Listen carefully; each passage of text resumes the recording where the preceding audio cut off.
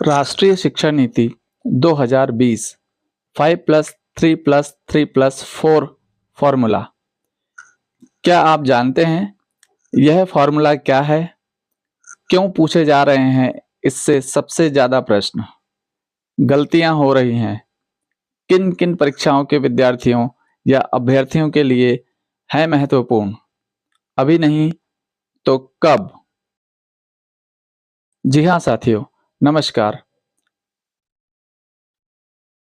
आपका हमारे इस YouTube चैनल राजविका एकेडमी में बहुत बहुत स्वागत है। तो आइए जानते हैं वे परीक्षाएं जिनके लिए यह जानकारी अति महत्वपूर्ण है। कौन कौन से प्रतियोगी परीक्षाओं के लिए यह जानकारी महत्वपूर्ण है? सबसे पहले देखते हैं केंद्रीय और नवोदय विद्यालय शिक्षक भर्ती परीक्षा। दूसरा, राज्य शिक्षक पात्रता या चयन या भर्ती परीक्षा। डीएड, बीएड और एमएड या शिक्षा शास्त्र की कोई भी परीक्षा। राज्यों में होने वाली डीपीसी, एईओ, प्राथमिक, माध्यमिक, उच्च माध्यमिक, इन सभी परीक्षाओं के लिए यह बहुत महत्वपूर्ण है। इसके साथ ही अन्य शैक्षिक परीक्षाओं हेतु यह महत्वपूर्ण है।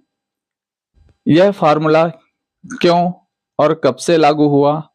क्या अब विद्यालयों के पाठ्यक्रम बदल जाएंगे या फिर कोई और बदलाव हुआ है? क्या 10+2 पद्धति समाप्त हो गई है? इस नए पाठ्यक्रम पद्धति से किसे सबसे ज़्यादा लाभ और किसे सबसे ज़्यादा हानि हो सकती है? आइए जानते हैं शिक्षा नीति क्या है।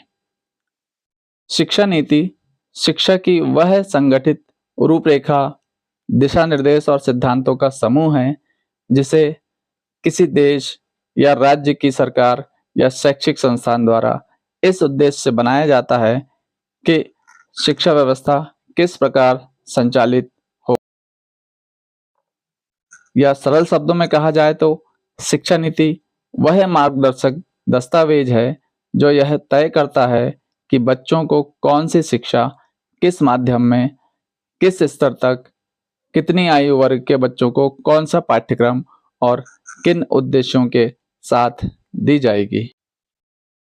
शिक्षा नीति की मुख्य विशेषताएं। पहला है, यह शिक्षा नीति शिक्षा की दिशा और उद्देश्य निर्धारित करती है। दूसरा, इसमें पाठ्यक्रम, शिक्षण पद्धति, मूल्यांकन प्रणाली आदि का निर्धारण होता है। यह समाज, संस्कृति, राष्ट्र और बदलती परिस्थितियों जैसे तकनीक, रोजगार, सामाजिक आवश्यकताओं के अनुसार परिवर्तित होती रहती है। किसी भी शिक्षा नीति का अंतिम लक्ष्य विद्यार्थियों, नागरिकों व समाज का सर्वांगीण विकास सुनिश्चित करना होता है। अब तक भारत में कितनी शिक्षा नीति बनी व लागू हो चुकी है? तो साथियों, जानते हैं भारत की स्वतंत्रता के बाद अब तक मुख्य रूप से कुल 3 शिक्षा नीतियां बनाई जा चुकी हैं, जिनमें पहली बार जो शिक्षा नीति बनी थी वह सन 1968 में बनाई गई थी, जो लगभग पूरी तरह से अंग्रेजों द्वारा अपनाई गई पद्धति पर आधारित थी। इसके बाद जो शिक्षा नीति बनाई गई वह दूसरी शिक्षा नीति थी। यह 1986 में बनाई गई, जो भारतवर्ष के तत्कालीन परिस्थितियों पर आधारित थी। फिर भी बाद में इसमें कुछ और आवश्यक संशोधन कर इसे पुनः सन 1992 में लागू किया गया था। यह वही शिक्षा नीति थी जिसने वर्तमान समाज की नींव रखी, किंतु समय के साथ नवीन तकनीकों और परिस्थितियों की आवश्यकताओं ने पुनः शिक्षाविदों को नवीन शिक्षा नीति का गठन करने के लिए प्रतिबद्ध किया, जिसका परिणाम हमें सन 2020 की नवीन शिक्षा नीति के रूप में प्राप्त हुआ है। इसके बाद नवीन शिक्षा नीति 2020 की शिक्षा नीति के मुख्य आकर्षण। अब आप यहाँ पर देखेंगे यह शिक्षा नीति सन 2020 में जो बनाई गई है, इसके मुख्य बिंदु क्या क्या हैं।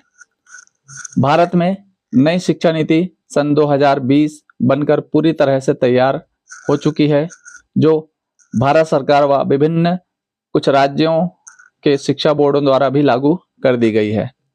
यह शिक्षा नीति इस प्रकार बनाई गई है कि इसे तत्काल पूरी तरह से लागू नहीं किया जा सकता, अर्थात यह पद्धति धीरे धीरे कक्षा दर कक्षा बच्चों को आगे ले जाते जाएगी और छोटी कक्षाओं के नए विद्यार्थियों को इससे अवगत कराया जाएगा।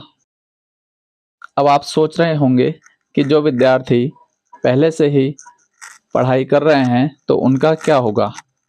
यहाँ पर यह निर्देशित किया गया है कि जो विद्यार्थी पहले से ही बड़ी कक्षाओं में अध्ययनरत हैं, उन्हें पुरानी पद्धति से ही अपनी स्कूली व महाविद्यालयीन शिक्षा पूर्ण करनी होगी। यह शिक्षा नीति 5+3+3+4 के ढांचे पर आधारित है और इसका उद्देश्य ज्ञान आधारित, कौशल आधारित तथा समग्र शिक्षा प्रणाली विकसित करना है। यह नीति कस्तूरी रंजन जी की अध्यक्षता में बनाई गई है। साथियों, इससे बहुत ज़्यादा प्रश्न पूछे जाते हैं, तो ध्यान रखें यह नीति कस्तूरी रंजन जी की अध्यक्षता में बनाई गई है। इसमें एक और मुख्य बात हुई है, इसके अंतर्गत जो केंद्र सरकार में मानव संसाधन विकास मंत्रालय हुआ करता था, जिसे MHRD के नाम से जाना जाता था, उसे समाप्त कर दिया गया है और उसके स्थान पर एक नवीन शिक्षा मंत्रालय बनाया गया है। तो साथियों, आगे बढ़ने से पूर्व आपको याद दिला दें कि आप राजविका एकेडमी पर यह वीडियो देख रहे हैं। यदि आप हमारे चैनल पर नए हैं तो हमारे चैनल को सब्सक्राइब करें। यदि आपको हमारा वीडियो अच्छा लगे तो लाइक करें, शेयर करें। आपको इसी प्रकार के वीडियो आगे भी मिलते रहेंगे। तो चलिए साथियों, आगे चलते हैं। नवीन शिक्षा नीति 2020 के मुख्य बदलाव। अब यहाँ पर हम यह देखते हैं कि नवीन शिक्षा नीति जो 2020 में लागू हो चुकी है, इसके मुख्य क्या क्या बदलाव हैं, इसमें कुछ क्या नया आया है और क्या समाप्त कर दिया गया है। आपने देखा कि पुरानी पद्धति जो 10+2 पुराने विद्यार्थियों के साथ उनके पास आउट होते ही समाप्त हो जाएगी। यहाँ पर आपको बताना चाहेंगे कि जो 10+2 पुरानी पद्धति चल रही थी, वह धीरे धीरे समाप्त हो रही है। यानी जो विद्यार्थी 10+2 पद्धति में अभी पढ़ रहे हैं, वे पास आउट होते ही यह प्रक्रिया समाप्त हो जाएगी और जो छोटे बच्चे अभी आगे आने वाले हैं, उनको नई शिक्षा नीति के आधार पर पढ़ाई करनी होगी। इसके बाद आप देख रहे हैं कि इसके बदले अब नर्सरी में पूर्व प्राथमिक कक्षाओं में प्रवेशित होने वाले जो बच्चे हैं, उन्हें इस पद्धति पर आगे पढ़ाई करनी होगी। इसमें पहले की तरह GDP का कुछ हिस्सा रखा गया है, तो यहाँ पर GDP का हिस्सा बढ़ाया गया है। इसमें 6% खर्च किया जाएगा, जो पहले मात्र 2 या 3% ही था। यानी सरकार ने बहुत अच्छी पहल की है, यहाँ पर GDP का हिस्सा बढ़ाया है। यानी अब विद्यार्थियों को ज़्यादा सुविधाएं प्राप्त हो सकेंगी। इसके बाद इसमें एक और बदलाव किया गया है। विद्यार्थियों के लिए स्ट्रीम योजना, जिसे हम विषय चयन योजना कहते हैं, उसे बंद कर दिया गया है। इसके बदले अब नवीन विद्यार्थी अपनी रुचि और कौशल के आधार पर किसी भी विषय के साथ पढ़ाई कर सकेंगे।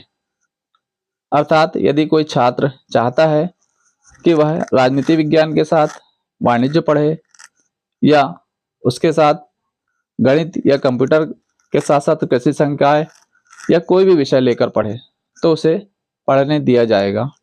इसका मतलब यह है कि पहले जैसे अलग अलग फैकल्टी हुआ करती थी, जैसे arts, commerce, science, agriculture, computer science, इस प्रकार के स्पेसिफिक सब्जेक्ट लेकर अरुचि से न पढ़कर रुचिकर विषय लेकर पढ़ना अब आसान हो जाएगा। इसके साथ ही एक और बड़ा बदलाव किया गया है। यहाँ पर स्नातक होने पर उसे बीए, बीएससी, बीकॉम आदि की डिग्री के स्थान पर केवल ग्रेजुएट की डिग्री दी जाएगी, जो 3 वर्ष के स्थान पर 4 वर्ष की होगी।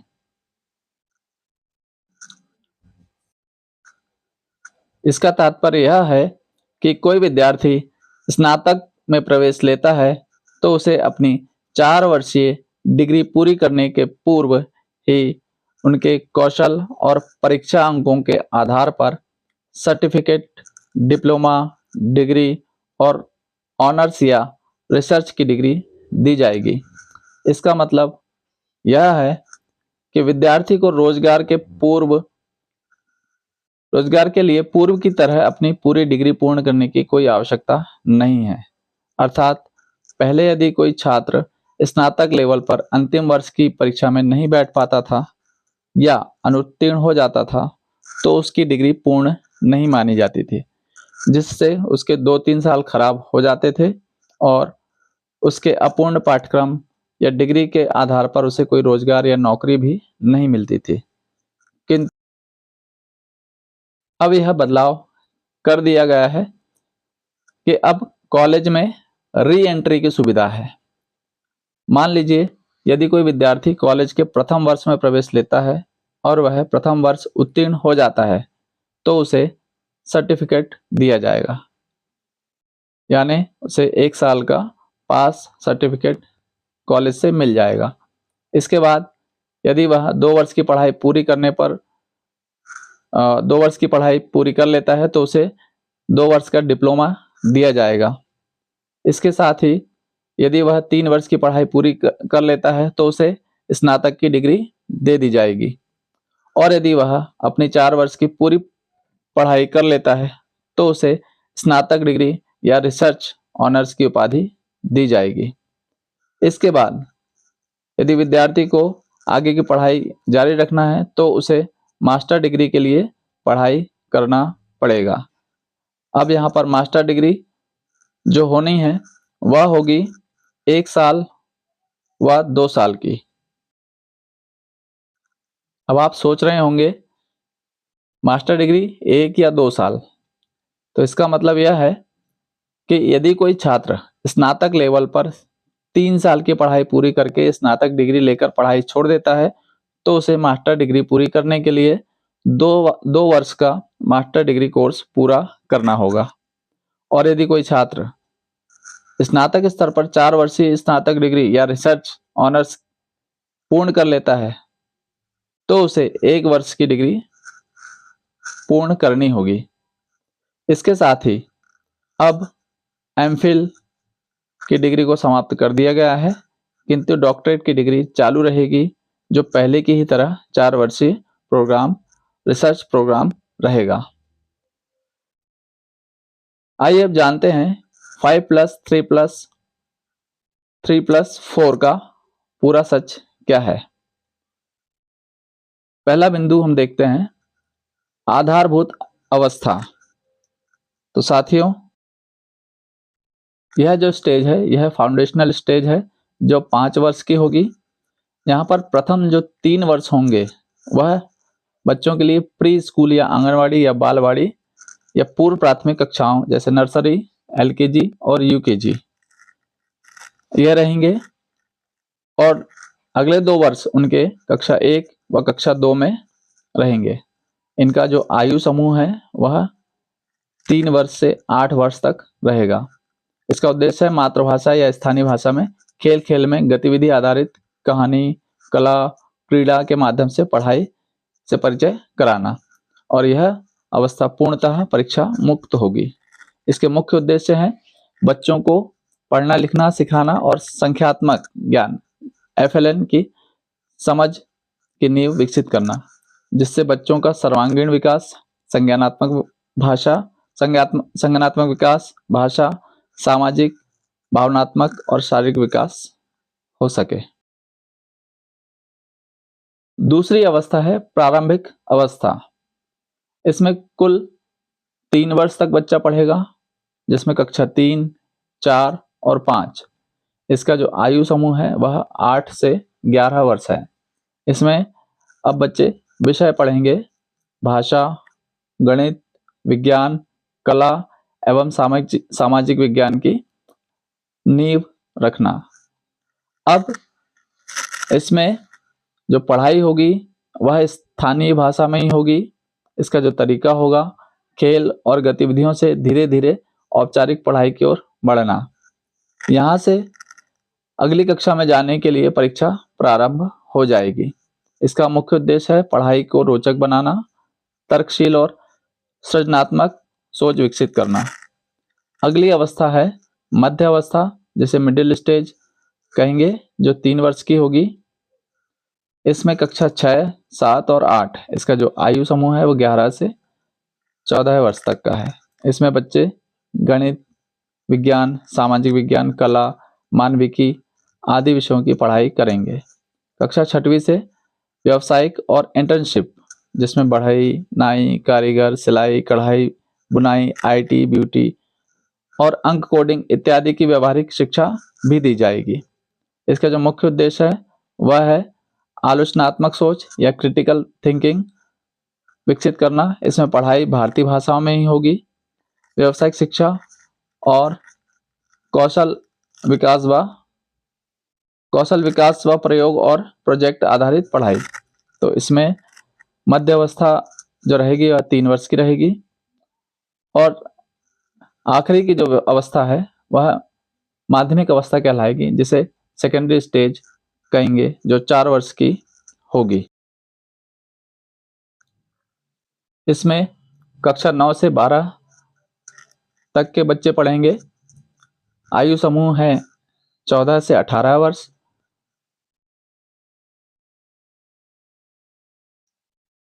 पढ़ाई 2 चरणों में होगी, पहला 9वीं और 10वीं और दूसरा 11वीं व 12वीं।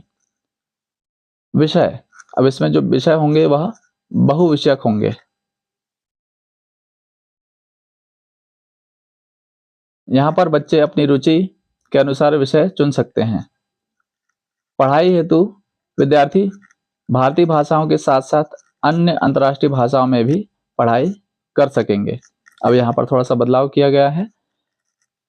बोर्ड परीक्षा आसान और समझ पर आधारित होगी, जो रटने की प्रवृत्ति पर जोर नहीं दिया जाएगा।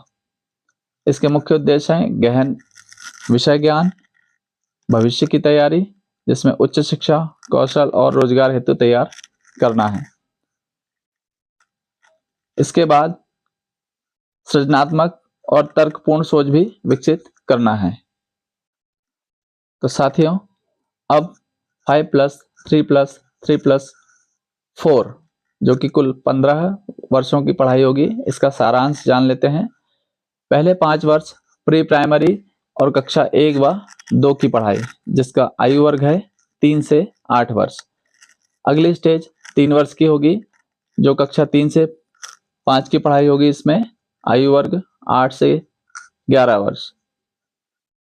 अगली स्टेज 3 वर्ष, जिसमें कक्षा 6 से 8 की पढ़ाई होगी और आयु वर्ग 11 से 14 वर्ष होगा।